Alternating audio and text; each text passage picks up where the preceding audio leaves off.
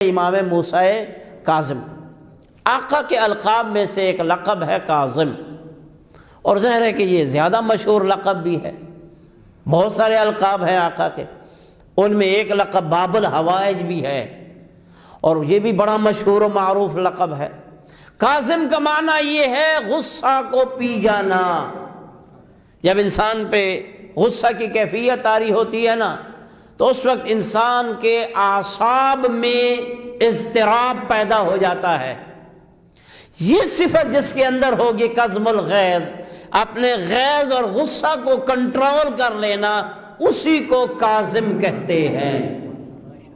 اور آقا کی دوسری صفت اور دوسرا لقب جس سے آقا مشہور ہوئے وہ ہے باب الحوائج، اور یہ ایسا لقب ہے آقا کا۔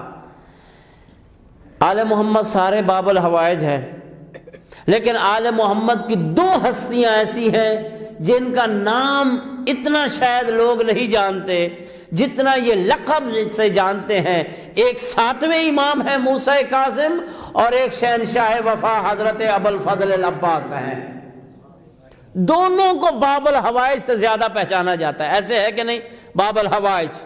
اور یہاں میں غلط فہمی کو دور کرتا چلا جاؤں۔ دیکھیے، بڑا ہم پہ یہ طعن و تشنیع کیا جاتا ہے کہ یہ تو حاجتیں مانگتے ہیں ان سے، ان ہستیوں کی یہ پوجا کرتے ہیں، یہ مشرک ہیں، یہ ہے۔ دیکھو میرے دوستو اور عزیزو، قاضی الحوائج اور ہے، باب الحوائج اور ہے۔ توجہ ہے یا نہیں ہے؟ قاضی الحوائج یعنی جو حاجتوں کو پورا کرتا ہے وہ ہم اللہ رب العزت کو مانتے ہیں۔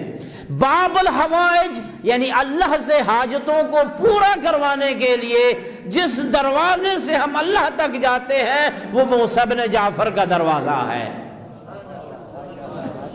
باب الحوائج اور ہے، قاضی الحوائج کیا ہے؟ اللہ ہے۔ کبھی ہمیں یہ طعنہ نہ دیا کرے۔ اور یہ اللہ نے فرمایا ہے کہ محمد و آل محمد علیہ السلام ابواب اللہ، یہ اللہ کے دروازے، اللہ تک پہنچنے کے لیے کیا ہے؟ دروازے ہیں۔